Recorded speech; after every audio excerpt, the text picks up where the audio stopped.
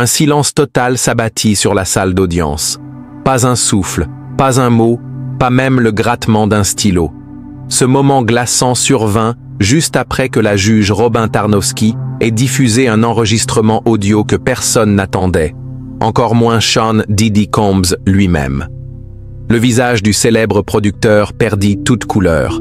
Sa propre voix résonnait dans la salle, dévoilant des aveux si troublants que certains jurés en reculèrent instinctivement. Ce qu'ils entendaient n'était pas une simple pièce à conviction, c'était un choc. Cette journée devait être banale, consacrée à des discussions techniques sur les preuves audio autorisées. Les regards étaient tournés vers les avocats, concentrés sur les arguments légaux, jusqu'à ce que la juge déclare soudainement avoir écouté un élément crucial en privé et jugé qu'il devait être entendu dans son intégralité par le jury. L'annonce provoqua une vague de réactions, des exclamations étouffées, des regards figés, même la sténographe sembla suspendre son geste. Sans autre introduction, elle demanda au technicien de lancer l'élément 24B sur le système audio de la cour. Jusqu'à ce point, Diddy avait conservé une attitude confiante malgré les charges lourdes qui pesèrent contre lui. Mais à cet instant, quelque chose se brisa. Était-ce la prise de conscience que cet enregistrement existait réellement? Ou bien l'effet de surprise en voyant la juge juger sa diffusion nécessaire? Ou encore la panique de savoir que ses propres mots allaient démolir la stratégie mise en place par sa défense? Peu importe la cause, ce qui était clair, c'est que le masque était tombé. Ce n'était plus une star qui était assise là. C'était un homme confronté à ses propres paroles, réalisant que chaque mot pouvait l'enfoncer un peu plus vers la perte de sa liberté. Et lorsque l'enregistrement démarra, rien ne pouvait préparer la salle à ce qui allait suivre. Ce que Diddy révélait dans cette conversation privée, son rapport avec les femmes, l'existence supposée d'une organisation criminelle et cette impression d'être au-dessus des lois, allait bien au-delà de l'accusation. C'était une confession. Et aucune équipe de défense, aussi brillante soit-elle, ne pourrait en atténuer l'impact. La journée avait commencé comme toutes les autres, murmures dans la salle, journalistes en position, avocats murmurant leur plan de bataille. Mais quand la juge entra avec une expression grave et appela immédiatement les deux parties à la barre, l'ambiance changea du tout au tout.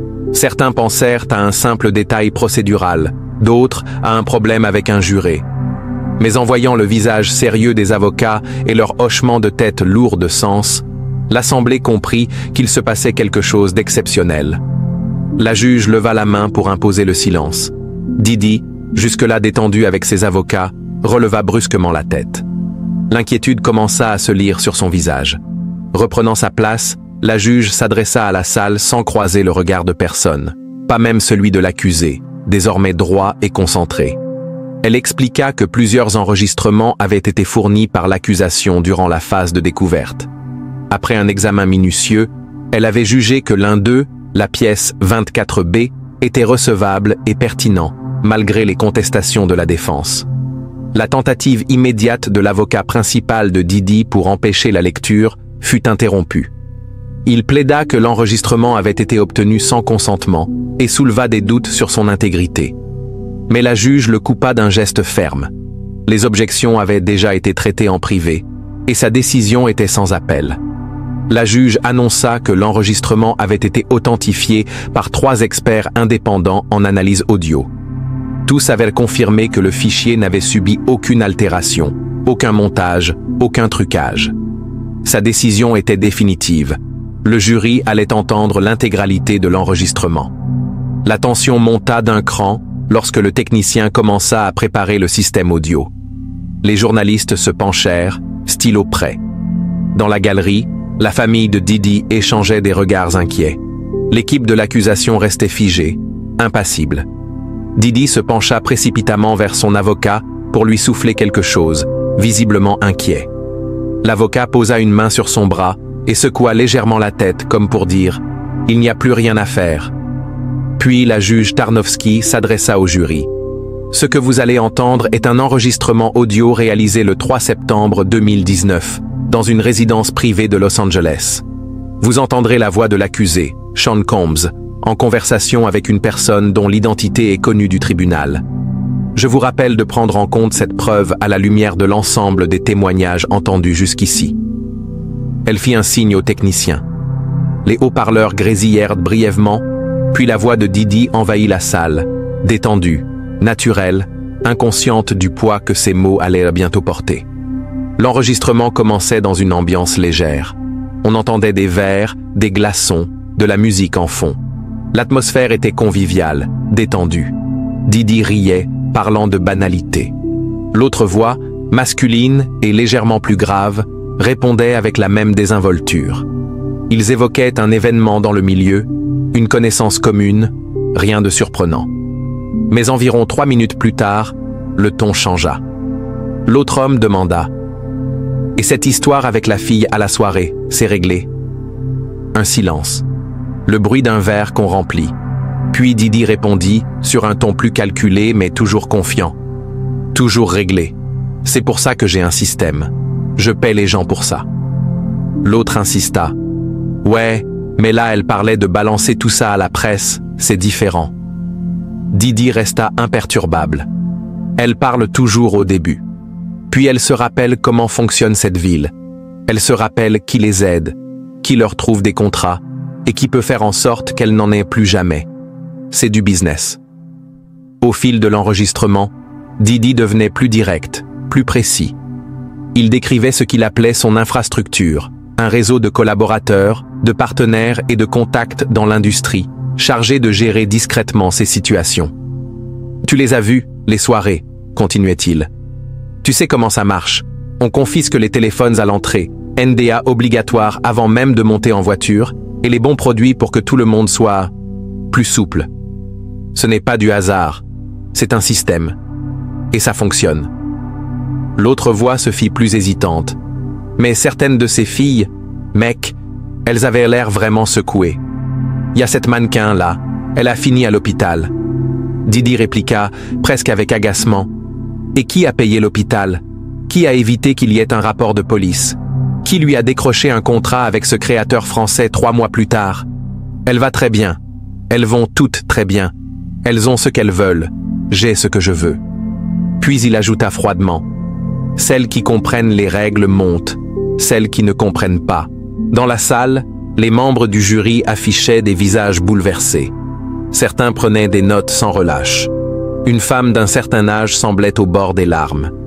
Didi, lui, restait figé, les yeux plantés sur la table. Son avocat, toujours à ses côtés, lui tenait l'épaule dans un mélange de retenue et de soutien. L'enregistrement se poursuivit. Didi y décrivait des événements qui correspondaient exactement au récit déjà entendu de la bouche des présumées victimes. Mais de son point de vue, il n'y avait pas de victimes. Pour lui, il s'agissait de deals mutuellement avantageux. Le vrai problème, expliqua-t-il, c'est quand elles oublient. Elles oublient ce qu'elles ont accepté. Elles oublient qui les a sorties de nulle part, qui les a placées dans les bonnes pièces, devant les bonnes personnes, avec les bons contrats, et puis elles s'imaginent avoir réussi toutes seules. Elles oublient qui détient vraiment le pouvoir. L'autre homme tenta alors de s'interposer, d'un ton hésitant. « Mais certaines choses là-dedans, mec. »« Là, tu dépasses les limites, » lança l'autre homme. « Cette fille n'a jamais consenti à ça. » Didi répliqua aussitôt d'un ton sec. « Elle a consenti dès le moment où elle a accepté le premier cadeau, le premier voyage, la première opportunité. C'est ça, l'accord. Tout le reste, ce sont juste des détails. » Au fil de l'enregistrement, Didi devenait de plus en plus franc. Il parlait ouvertement des moyens qu'il utilisait pour garder le contrôle, pour imposer le silence et des conséquences pour ceux qui oubliaient les règles. Il cita des noms, déjà entendus durant le procès, et décrivit des faits que l'accusation avait évoqués. Mais cette fois, c'était lui-même qui les confirmait. La partie la plus accablante survint environ 15 minutes après le début. Didi aborda frontalement la question du consentement.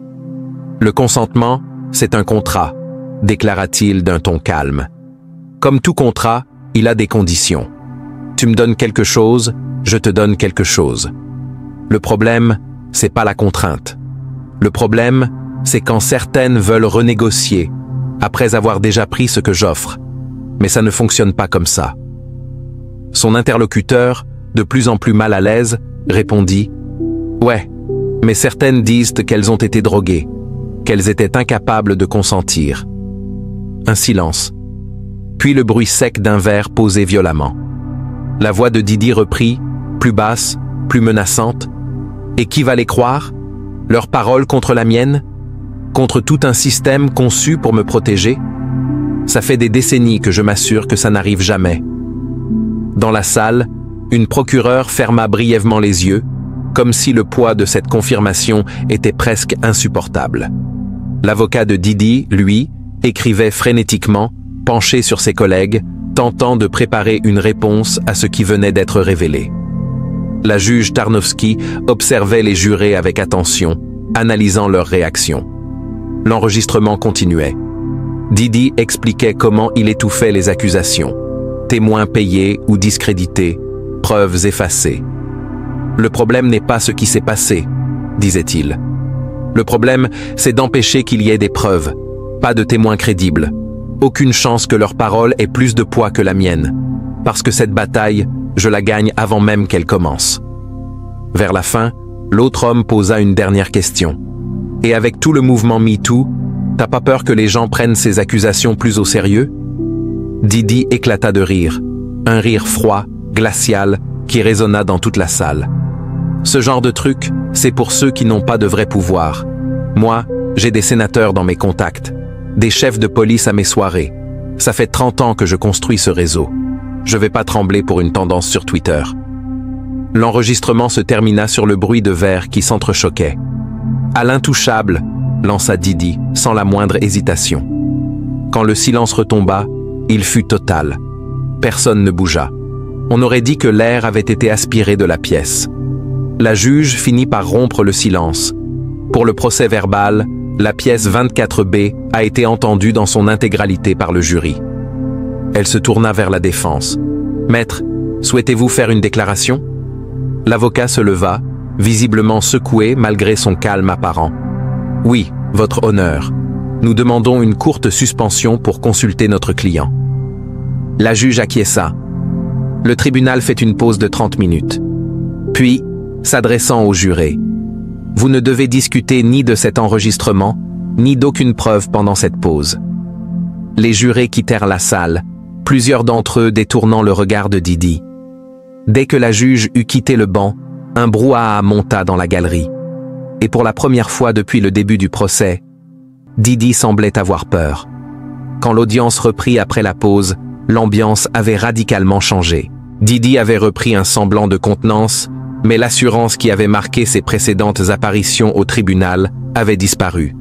Autour de lui, son équipe juridique semblait en état d'alerte maximale, regroupée à la table de la défense, échangeant des notes et chuchotant avec nervosité. En face, l'accusation restait impassible, calme, presque sereine. Leurs arguments venaient d'être renforcés au-delà de leurs espérances. La procureure principale, Emily Johnson, assistante du procureur fédéral, attendait patiemment que l'audience reprenne. La juge Tarnowski revint et s'adressa à la cour.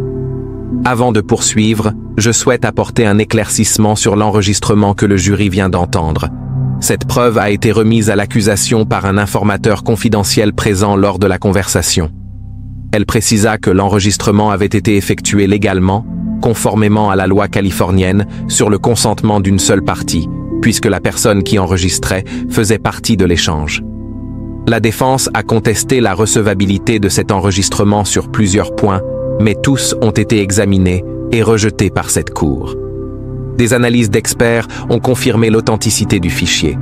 De plus, sa valeur probante dépasse largement tout risque de préjudice, surtout compte tenu de sa pertinence directe dans les accusations de racket et de trafic sexuel. Elle se tourna ensuite vers le ministère public. « Vous pouvez appeler votre prochain témoin. » Emily Johnson se leva. « Votre honneur, au vu de l'enregistrement qui vient d'être présenté au jury, le gouvernement appelle à la barre l'agent spécial Marcus Rivera du FBI. » Rivera, un homme d'une cinquantaine d'années, au crâne rasé et vêtu d'un costume impeccable, s'approcha calmement. Après avoir prêté serment, il exposa brièvement ses qualifications et son expérience dans les affaires de crimes organisés et de trafic humain. La procureure alla droit au but. « Agent Rivera, avez-vous participé à l'enquête qui a mené à la récupération de l'enregistrement que nous venons d'entendre? » « Oui, confirma-t-il. J'étais l'agent chargé de l'affaire visant M. Combs depuis le début de l'année 2020. Pouvez-vous expliquer au jury comment cet enregistrement est parvenu entre les mains du FBI? Rivera acquiesça. En décembre 2019, une personne a contacté notre bureau avec des informations sur des activités criminelles supposées impliquant M. Combs. Cette personne, qui faisait partie de son entourage proche depuis plusieurs années, avait été témoin, et parfois complice, de comportements inquiétants. Après vérification, elle a été jugée fiable et a accepté de devenir informatrice confidentielle. C'est donc elle qui a réalisé l'enregistrement en question? Exact.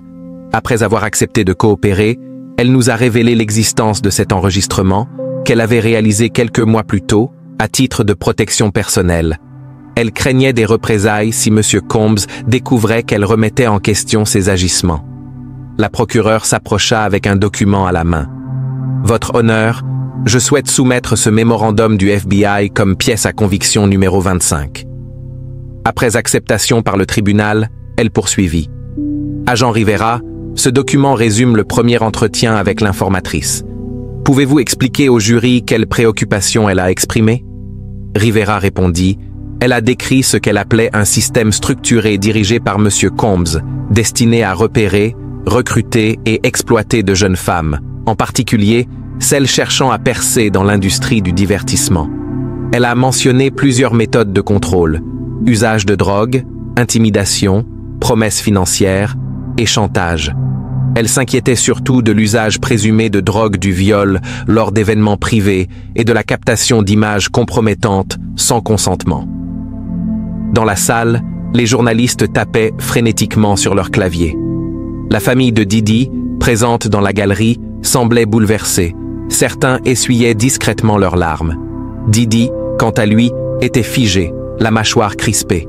La procureure enchaîna. Après avoir reçu cet enregistrement, quelle démarche le FBI a-t-il entreprise pour en vérifier l'authenticité? Nous l'avons envoyé à notre laboratoire d'analyse audio, répondit Rivera.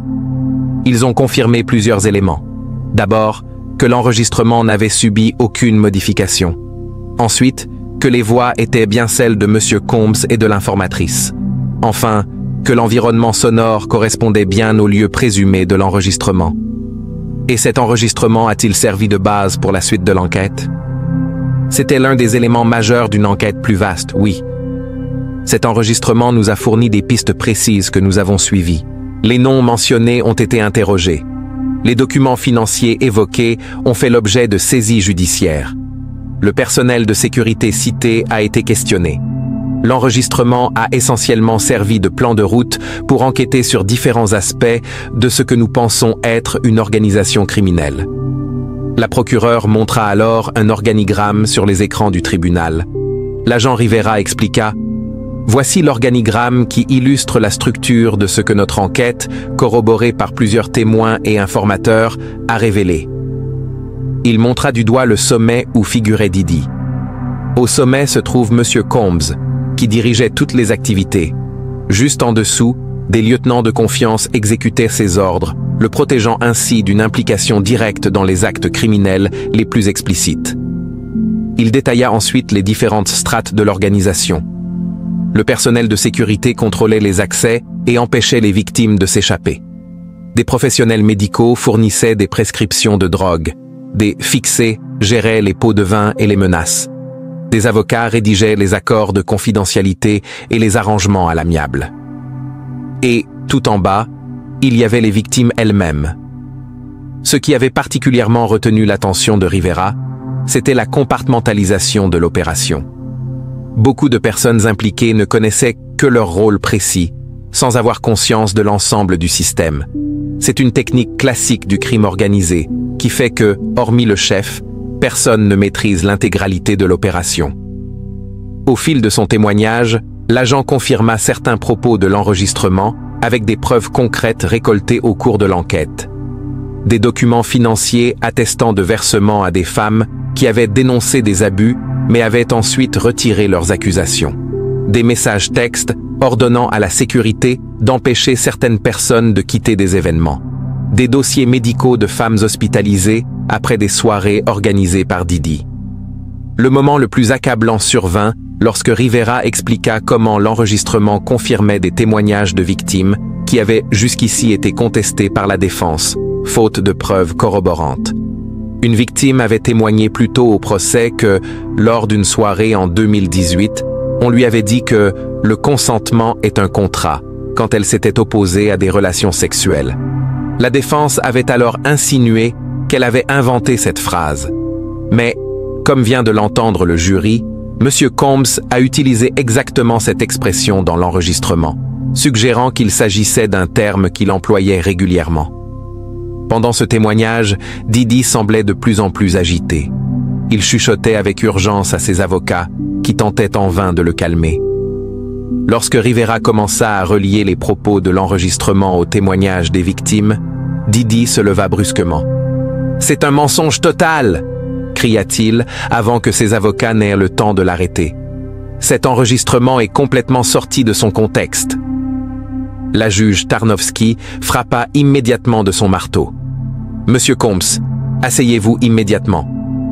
Vous n'êtes pas autorisé à parler dans cette salle, sauf par l'intermédiaire de vos avocats ou si vous êtes appelé à la barre. » Alors que les agents de sécurité s'approchèrent de la table de la défense, l'avocat principal posa une main ferme sur le bras de son client. « Sean, s'il te plaît, ça ne sert à rien. » La scène resta en suspens alors que Didi retournait lentement à sa place, déjà marqué dans l'esprit des jurés par cet éclat. La juge s'adressa alors au jury. « Vous devez ignorer cet éclat du prévenu. Ce n'est pas une preuve à proprement parler dans cette affaire, mais les expressions sur les visages des jurés laissaient clairement voir que cet accès de colère, combiné à l'enregistrement et au témoignage de l'agent Rivera, avait profondément marqué l'audience. Pour certains, c'était la première fois qu'ils regardaient Didi directement, avec des regards allant de la déception au dégoût. Au fil des témoignages, l'accusation reliait méthodiquement les éléments, l'enregistrement, l'enquête du FBI et les nombreux témoignages des victimes présumées, dressant un tableau complet de ce qu'ils qualifiaient d'entreprises criminelles vouées depuis des décennies à l'exploitation de femmes vulnérables.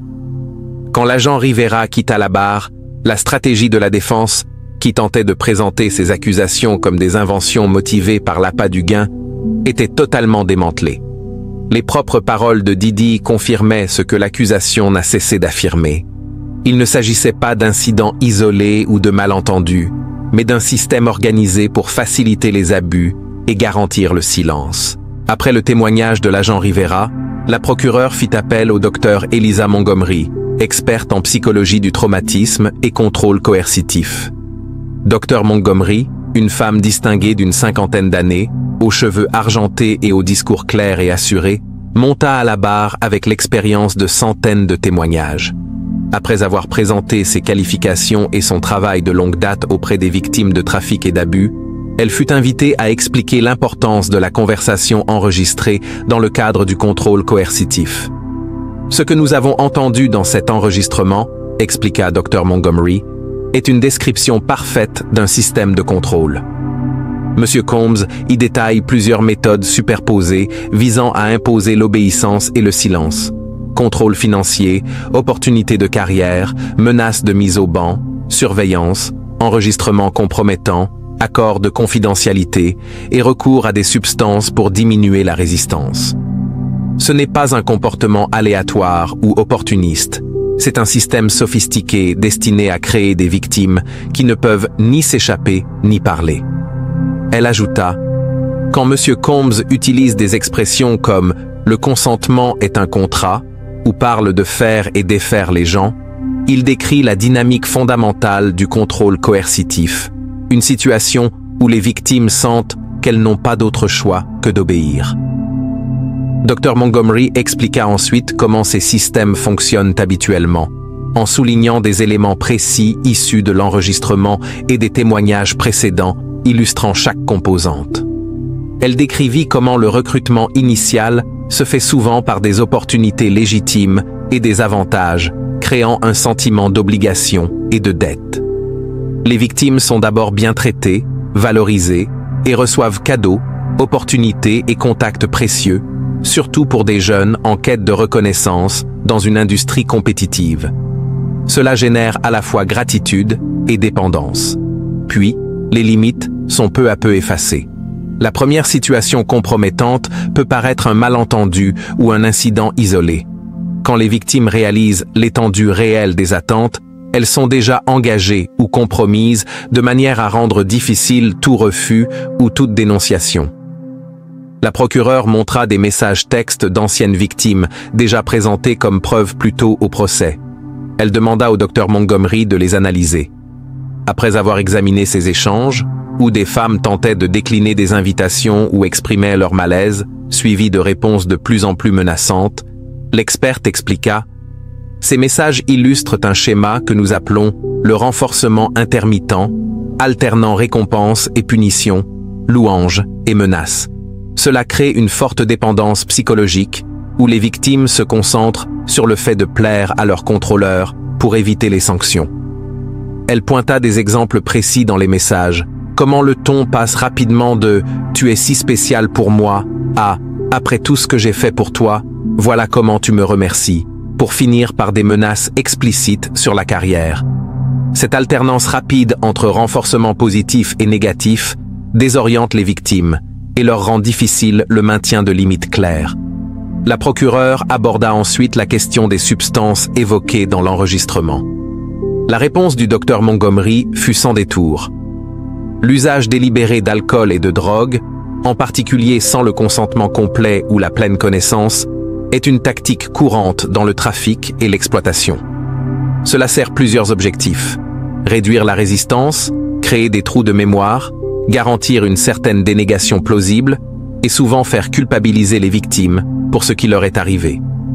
Elle poursuivit: quand M. Combs parlait des substances adaptées pour rendre les gens plus flexibles, il décrivait une stratégie intentionnelle pour compromettre le consentement, ce qui est fondamentalement incompatible avec l'idée même de consentement, qui doit être librement donné par une personne capable de faire ce choix.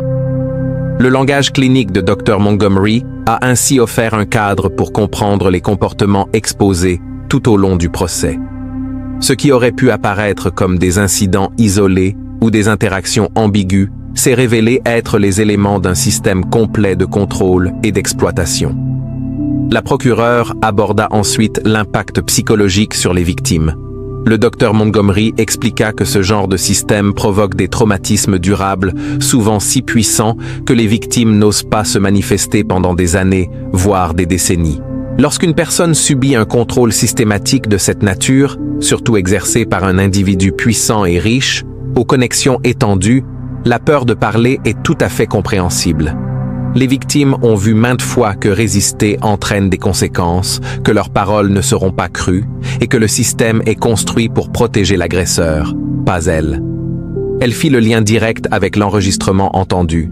Lorsque M. Combs dit « Qui va les croire, leurs paroles contre les miennes ?» il exprime précisément la raison pour laquelle ces systèmes perdurent. Les victimes connaissent cette réalité. Elles ont vu d'autres tenter de s'exprimer et être détruites pour cela. Le poids psychologique de porter ces expériences sans reconnaissance ni justice est immense. Pendant tout ce témoignage, Didi resta immobile, son précédent éclat de colère semblant avoir épuisé son énergie ou être maîtrisé par les avertissements de ses avocats. Ceux-ci prirent de nombreuses notes, mais semblaient en difficulté pour contre-interroger une experte dont l'analyse correspondait si bien aux propres mots enregistrés de leur client. Lorsque le contre-interrogatoire débuta enfin, l'avocat de la défense adopta une approche prudente, posant des questions générales sur la fiabilité de la mémoire et la possibilité de relations consenties malgré des différences de pouvoir. Le docteur Montgomery reconnut ces complexités, mais revint sans cesse sur le langage précis de l'enregistrement. Lorsqu'une personne décrit explicitement l'usage de substances pour rendre les gens plus flexibles, empêcher qu'ils quittent les événements et exploiter les opportunités de carrière comme récompense ou menace, on n'est plus dans une zone grise de dynamique de pouvoir ambiguë ou de relations consensuelles. On parle d'une approche systématique visant à saper le consentement réel. Quand Dr. Montgomery quitta la barre, son témoignage avait offert un cadre clinique qui transforma la compréhension du jury à la fois de l'enregistrement et des témoignages précédents des victimes. Ce que la défense avait essayé de présenter comme des malentendus, des décisions regrettées ou des relations transactionnelles, fut recontextualisé en éléments d'un système sophistiqué de contrôle et d'exploitation.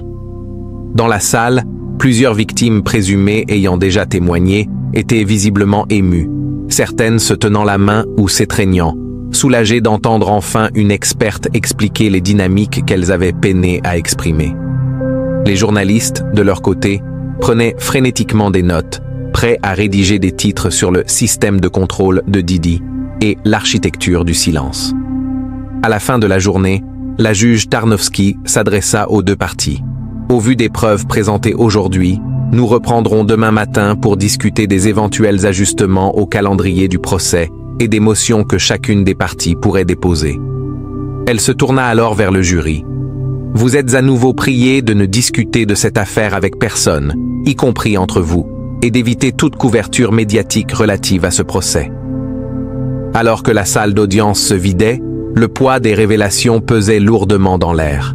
L'enregistrement, authentifié et mis en contexte par un témoignage expert, avait fait basculer le procès d'une affaire de versions contradictoires à quelque chose de bien plus décisif. Les propres paroles de Didi avaient confirmé ce que les procureurs soutenaient depuis le début. Les accusations ne concernaient pas des incidents isolés, mais un fonctionnement délibéré et systématique, actif depuis des décennies.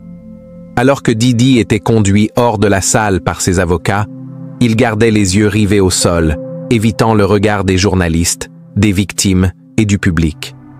L'homme qui avait construit un empire sur son image charismatique semblait désormais incapable d'affronter qui que ce soit.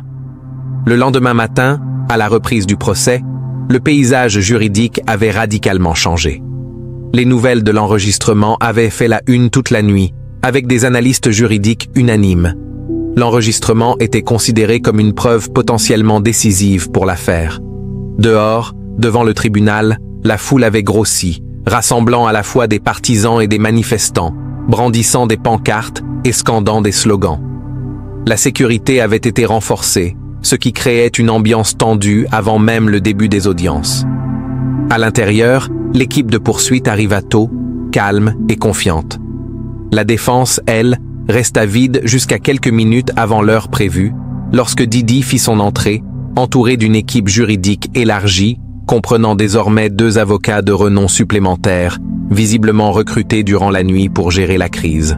Lorsque la juge Tarnowski prit place sur le banc, elle aborda immédiatement ce que beaucoup avaient déjà remarqué. Elle expliqua avoir compris que la défense souhaitait faire une déclaration avant la reprise. L'avocat principal de Didi se leva et confirma. Après de longues consultations avec leurs clients, ils souhaitaient demander une courte suspension pour discuter d'une possible résolution avec le ministère public. Un murmure parcourut la salle d'audience. La juge, tout en gardant son calme, haussa un sourcil et demanda si cela signifiait que M. Combs envisageait de changer sa plaidoirie. L'avocat répondit qu'il demandait juste du temps pour discuter des options avec la partie adverse.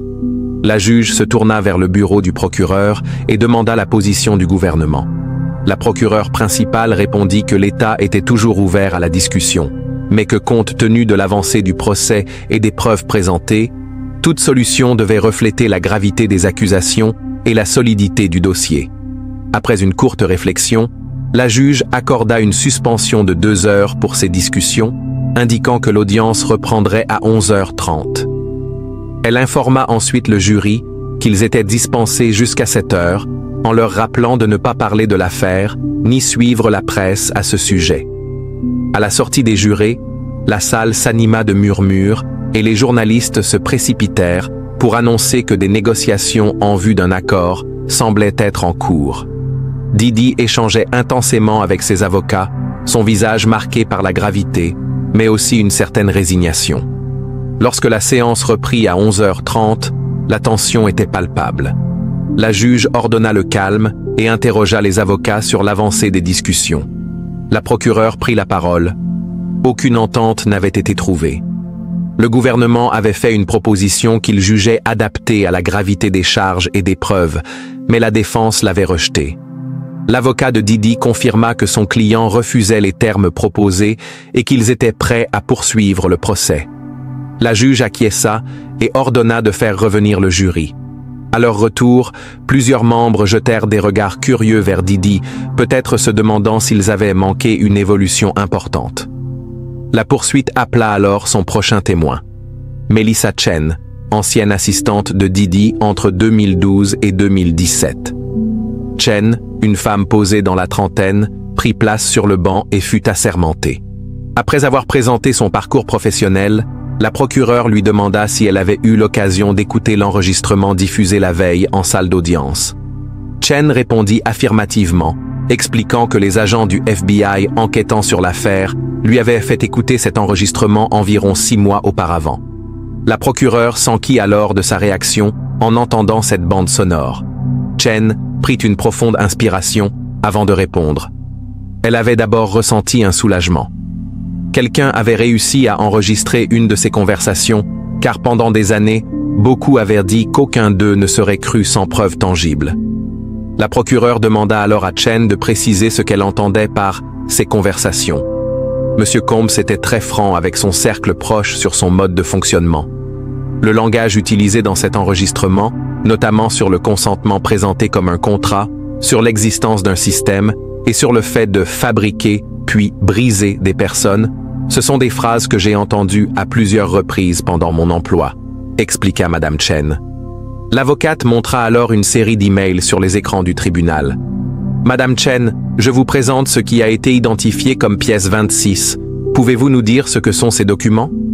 Chen examina les mails et répondit « Ce sont des échanges entre moi-même et d'autres membres du personnel de M. Combs concernant ce qu'on appelait des événements spéciaux organisés dans ces différentes résidences. » La procureure demanda quel était son rôle dans ces événements.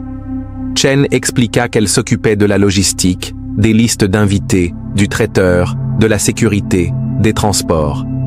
Elle avait aussi la responsabilité de faire signer des accords de confidentialité, NDA, à tous les invités avant leur arrivée et de récupérer leurs téléphones et autres appareils d'enregistrement. La procureure mit en lumière un passage dans les emails mentionnant les fournitures habituelles. Chen, bien que son ton restât calme, montrait une certaine gêne. Cela faisait référence à diverses drogues, principalement la MDMA, la kétamine et le GHB, qui étaient gardées à disposition lors de ces événements. Il y avait aussi une mention du matériel de documentation, c'est-à-dire des caméras et du matériel d'enregistrement installés dans certaines pièces. Interrogé sur la finalité de ce matériel, Chen raconta que M. Combs lui avait dit que c'était une forme d'assurance. Selon lui, chacun devait avoir des preuves compromettantes sur les autres. C'était ainsi qu'il maintenait son contrôle et s'assurait la loyauté. Poursuivant son témoignage, Chen décrivit un système presque identique à celui entendu dans l'enregistrement. Une opération soigneusement orchestrée pour compromettre, contrôler et faire taire les victimes. Elle expliqua que le personnel était compartimenté, avec différentes équipes en charge de différents aspects, souvent sans savoir ce que faisaient les autres. Nous étions tous impliqués à un certain degré, dit-elle. Chacun avait fait quelque chose qu'on pouvait lui reprocher en cas de problème, donc tout le monde avait quelque chose à perdre s'il parlait. La procureure lui demanda ensuite pourquoi elle avait décidé de coopérer avec l'enquête.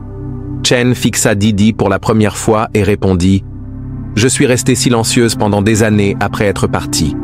J'avais signé plusieurs accords de confidentialité et j'avais peur des représailles.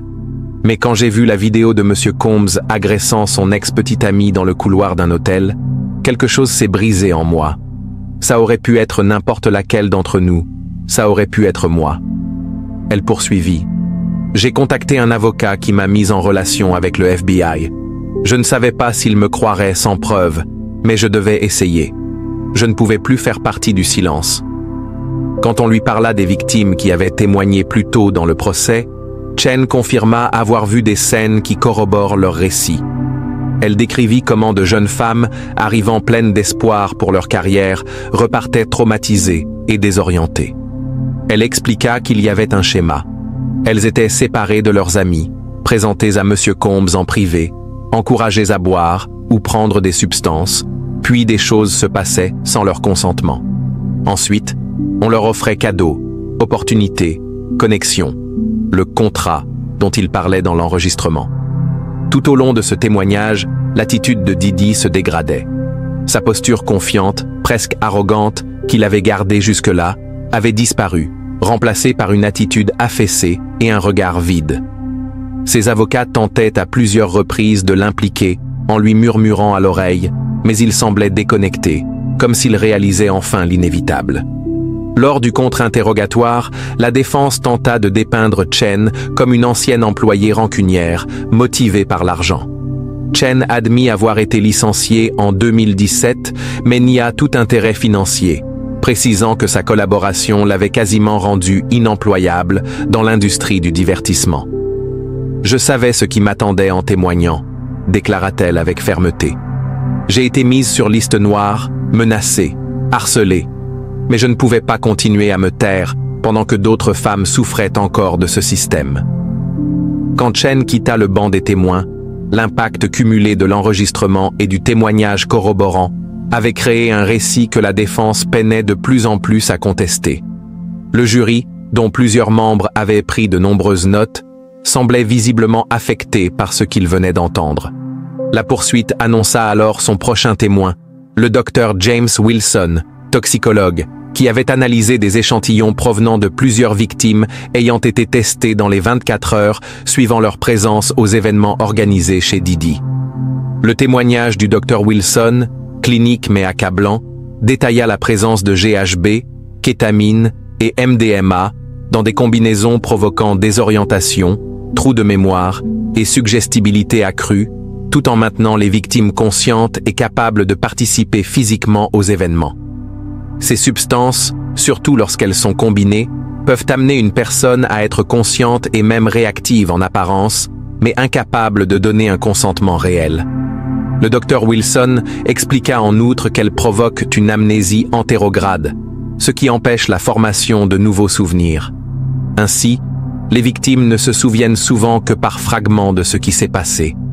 La procureure fit immédiatement le lien avec l'enregistrement où Didi évoquait les bonnes substances pour rendre les gens plus flexibles.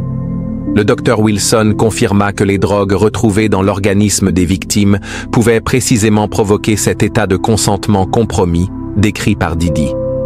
Le juge ordonna une courte pause avant l'audition du prochain témoin. Alors que la salle commençait à se vider, Didi resta assis, le regard fixe devant lui, visiblement accablé par le poids de son propre témoignage. L'homme qui s'était un jour proclamé intouchable venait de livrer la pièce finale à charge contre lui-même. Lorsque Sean Diddy Combs quitta le banc des témoins, il ne ressemblait pas à un homme victorieux, mais plutôt à quelqu'un qui venait de faire face à la réalité de ses actes. Le tribunal demeurait étrangement silencieux, digérant ce tournant inattendu. Même le juge paraissait légèrement abasourdi par cette sorte d'aveu indirect.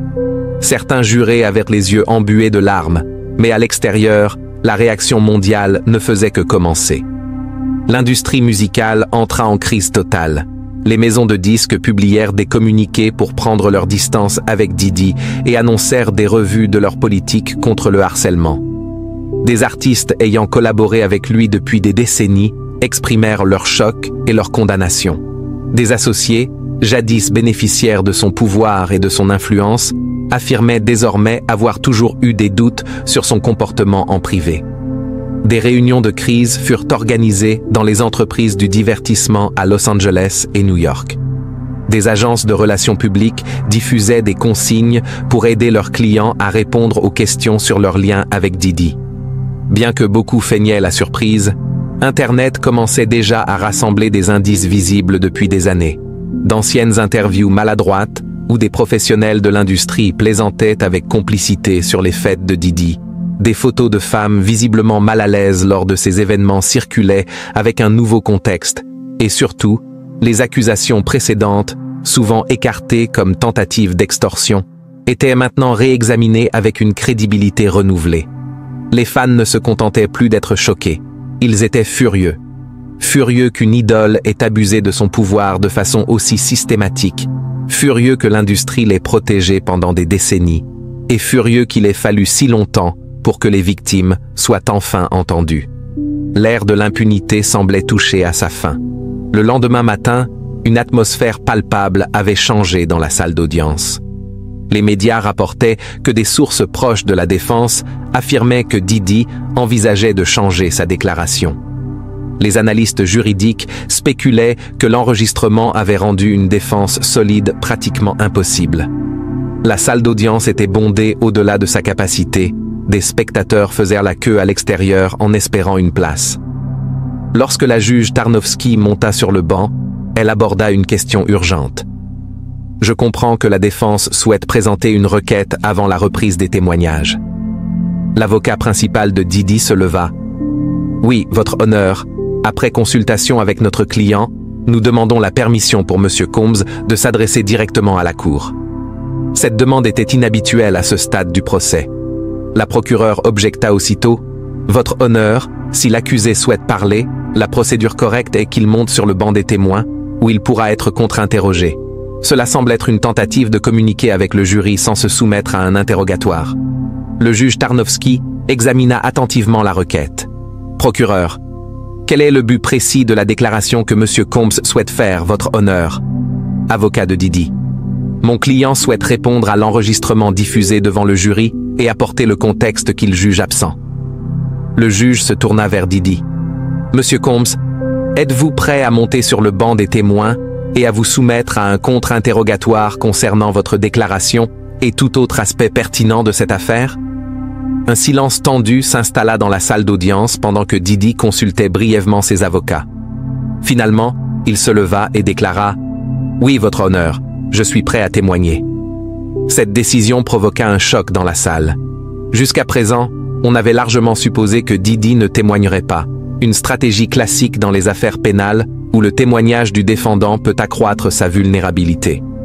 Son choix de monter à la barre traduisait soit un dernier pari désespéré, soit une reconnaissance que l'affaire était déjà perdue. Après avoir prêté serment, Didi monta à la barre. Fini le costume de créateur et l'attitude confiante qui le caractérisait jusque-là. Il portait un costume simple bleu marine, son attitude était humble et sa voix douce. Son avocat commença par une question simple. « Monsieur Combs, nous avons tous entendu l'enregistrement diffusé au tribunal. Selon vous, quel contexte manque à cette conversation ?» Didi prit une inspiration puis répondit « Je veux reconnaître que mes paroles dans cet enregistrement sont indéfendables. Aucun contexte ne peut les justifier. J'ai été arrogant, insensible et dans l'erreur. » La salle s'agita devant cette ouverture inattendue.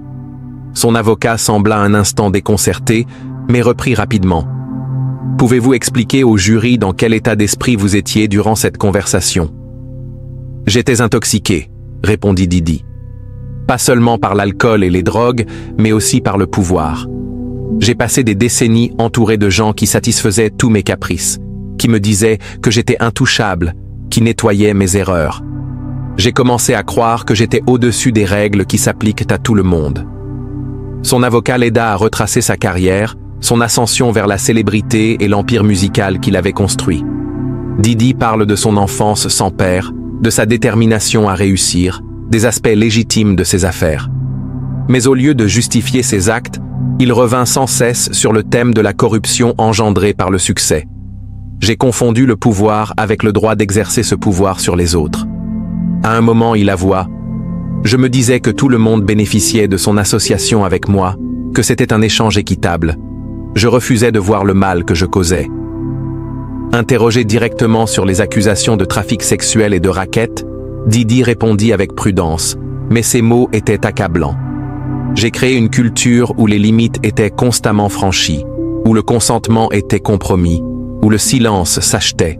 Je n'appelais pas ça du trafic ou du racket, j'appelais ça des affaires, des fêtes, du réseautage. Mais les mots ne changent rien à ce que c'était. Son avocat semblait naviguer en terrain inconnu avec un client qui ne suivait pas la stratégie de défense attendue. À propos des victimes qui avaient témoigné, Didi déclara « Je ne conteste pas leur récit. Pendant des années, je me suis dit que leurs expériences étaient différentes de ce qu'elles se souvenaient. Cet enregistrement montre exactement comment je rationalisais mon comportement, en me convainquant que le pouvoir et les opportunités étaient des échanges justes pour ce que j'exigeais. » Au fil de l'interrogatoire direct, il devint clair que Didi ne menait pas une défense classique, mais plutôt une sorte d'aveu enveloppé de contexte personnel et d'histoire. Reste à savoir s'il s'agissait d'une tentative stratégique pour atténuer la peine ou d'un véritable moment de prise de conscience. Le véritable test arriva lors du contre-interrogatoire. Le procureur principal s'avança vers la barre avec un épais dossier de preuves. « Monsieur Combs, vous vous êtes présenté aujourd'hui comme quelqu'un ayant eu une révélation sur son passé. Est-ce une description juste ?»« Oui, » répondit Didi. « Et quand cette révélation est-elle survenue ?»« Hier peut-être, après que le jury vous a entendu, dans vos propres mots, décrire un système d'exploitation et de contrôle, corroboré par vos anciens employés, qui ont confirmé tout ce qui figure dans cet enregistrement. » Didi répondit, sa maîtrise de lui-même vacillant légèrement. « Ça a été un processus. » « Mais oui, entendre cet enregistrement diffusé au tribunal a tout clarifié. M'entendre dire ces choses, voir les réactions du jury, du public, même de ma propre famille, je ne pouvais plus me cacher. » Le procureur acquiesça. « Donc, ce n'est pas durant toutes ces années où vous avez eu ce comportement, ni lorsque les victimes ont déposé des plaintes, ni même lors de votre arrestation et inculpation, que vous avez pris conscience. Mais c'est hier, quand vous avez réalisé que le jury avait entendu des preuves irréfutables de votre culpabilité. » L'avocat de Didi protesta. « Objection, c'est argumentatif. » La juge répondit. « Objection retenue, reformulée, conseil. » Le procureur modifia son approche, mais continua de questionner Didi sur le moment et la sincérité de son repentir apparent.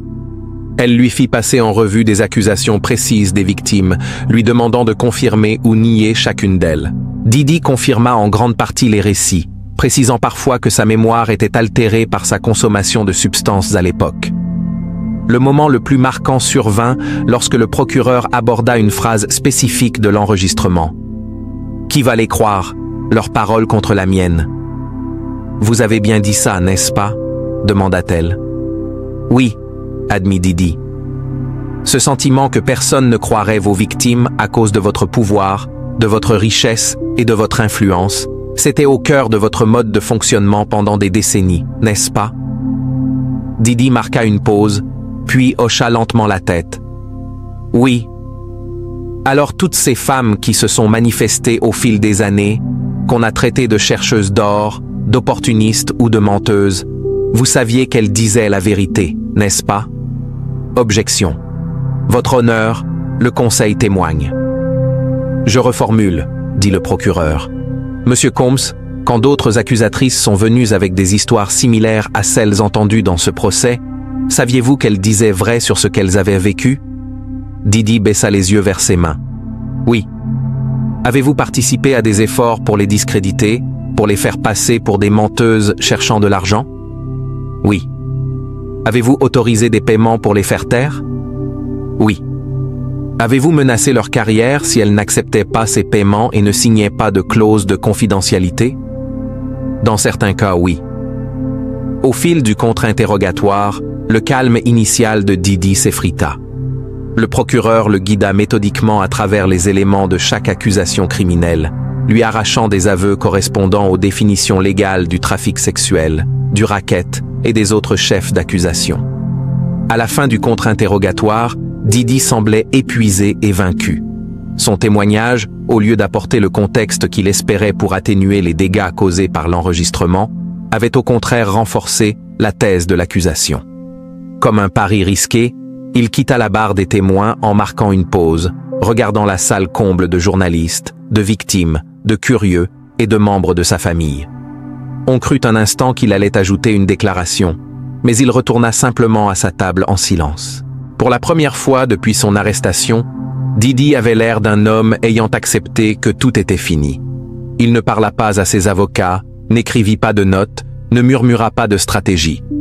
Il resta immobile, les yeux fixés sur le siège vide qu'il venait de quitter, comme s'il voyait encore le fantôme de son ancien lui, l'homme qui avait cru en son impunité. Plus tard, interrogé par des journalistes sur le fait de savoir si le témoignage de Didi était un coup stratégique, son avocat principal aurait répondu « Parfois, la vérité est la seule stratégie qui reste ».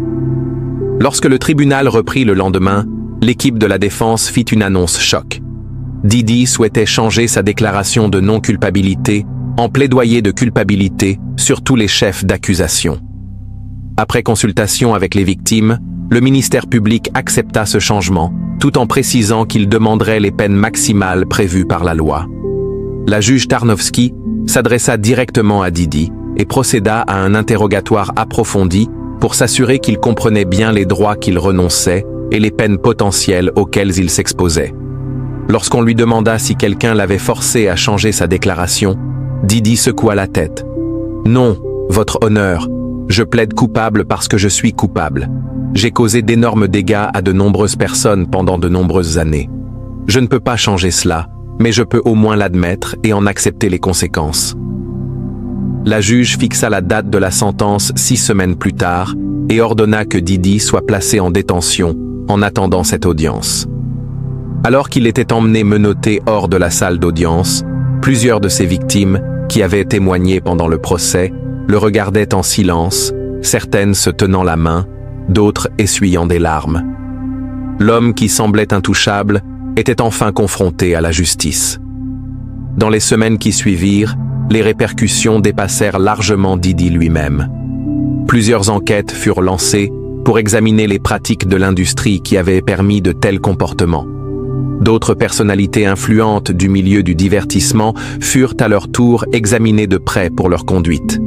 De nombreuses victimes d'abus similaires se manifestèrent en nombre inédit, souvent en citant l'affaire Didi comme source de leur courage pour parler. L'enregistrement à l'origine du procès, ces 9 minutes de conversation non surveillée qui avaient fait s'effondrer la défense soigneusement construite de Didi, devint le point central de documentaires, de podcasts et d'études universitaires sur les abus de pouvoir et la responsabilité dans l'industrie du divertissement. Lors de l'audience de sentence 6 semaines plus tard, plusieurs victimes prononcèrent des déclarations d'impact émouvantes. Une femme, qui avait rencontré Didi pour la première fois alors qu'elle était une chanteuse en herbe de 19 ans, s'adressa directement à lui. « Vous m'avez volé mes rêves, ma confiance et des années de ma vie. Mais aujourd'hui, en vous voyant faire face aux conséquences que ni votre argent, ni votre célébrité n'ont pu empêcher, cela me redonne quelque chose que vous m'aviez pris. Cela me donne l'espoir que les choses peuvent changer. » Didi fut condamné à 30 ans de prison fédérale pour les chefs d'accusation les plus graves, avec d'autres peines s'exécutant en même temps.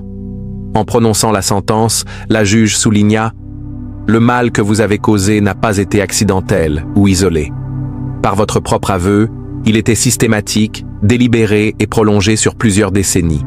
Cette sentence reflète non seulement la gravité des crimes, mais aussi l'ampleur et la durée des dégâts infligés. » Emmené hors de la salle pour la dernière fois, Didi ne ressemblait plus du tout au magnate de la musique qui avait autrefois fait la une des magazines et commandé le respect de l'industrie.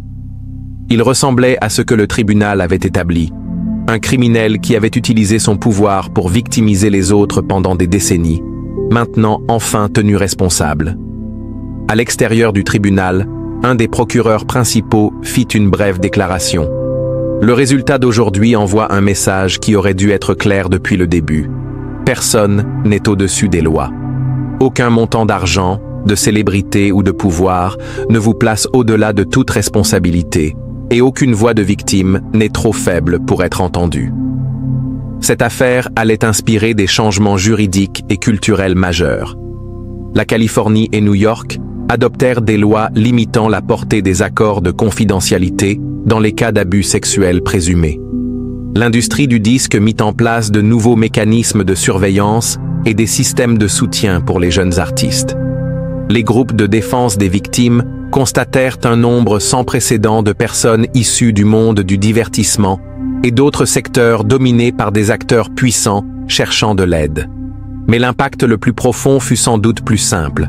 Il montra que même des décennies de silence pouvaient finalement être brisées par la vérité capturée dans 9 minutes de conversation non surveillée, où un homme puissant avait révélé qui il était vraiment. Si cette histoire vous a intéressé, prenez un moment pour aimer cette vidéo et vous abonner à notre chaîne. Nous nous engageons à vous apporter une couverture approfondie d'histoires importantes que d'autres pourraient manquer. Votre soutien nous permet de continuer ce travail. Merci de votre attention.